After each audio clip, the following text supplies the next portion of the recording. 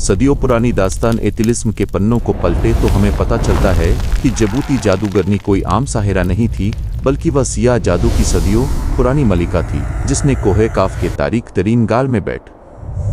कर अपनी सल्तनत कायम कर रखी थी, जहां परिंदे पर मारते डरते थे और दरिंदों की रूहें उसकी गुलामी करती थीं।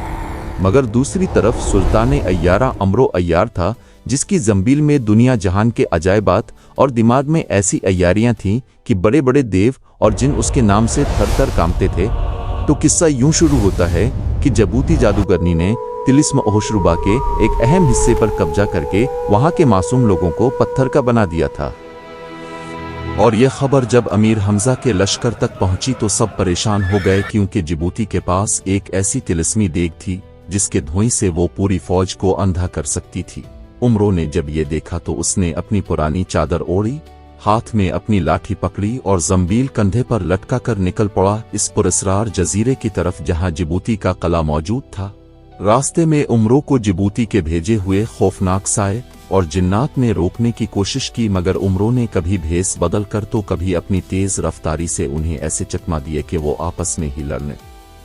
लगे। जब उमरो किले के करीब पहुंचा तो उसने देखा कि किले की दीवारों पर आग के दरियाओं का पहरा है और हर तरफ मौत का सन्नाटा है। मगर उमरो तो उमरो था, इसने अपनी जंबील से एक ऐसी तिलिस्मी रस्सी निकाली जो हवा में उड़ती थी और उसकी मदद से वो दीवार फांद कर अंदर दाखिल हो गया।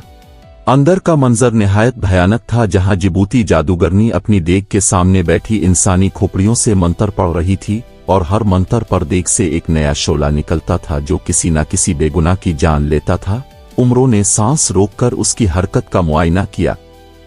और दरियाफ्त किया कि इस जादूगरनी की जान इसके सीने पर लटकते एक सुर्ख हीरे में बंद है, जो दरअसल उसकी रूह का मस्कन था। उमरो ने बड़ी होशियारी से अपनी जंबील से बेहोशी का मवाद निकाला और इसे एक मक्खी का रूप धार कर इस जादूगरनी के पीने के शरबत में मिला दिया।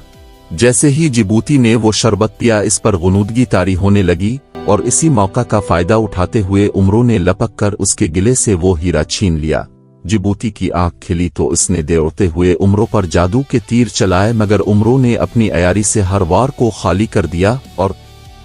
आखिरकार उसने वो हीरा जमीन पर दे मारा। एक जोरदार धमाका हुआ और जिबूती जादूगरनी चीखती हुई राख के ढेर में बदल गई, किला मिट्टी के ढेर में तब्दील हो गया और तमाम कैद लोग दोबारा अपनी असली हालत में वापस आ गए। उमरो ने जिबूती का तमाम खजाना अपनी जंबील में भरा और फातिहाना अंदाज में वापस लूटा, जहां सब ने इसकी इस अजीम अलशान फतह का जश्न मनाया और ये साबित हो गया कि जादू और शर का अंजाम हमेशा रुसवाई होता है।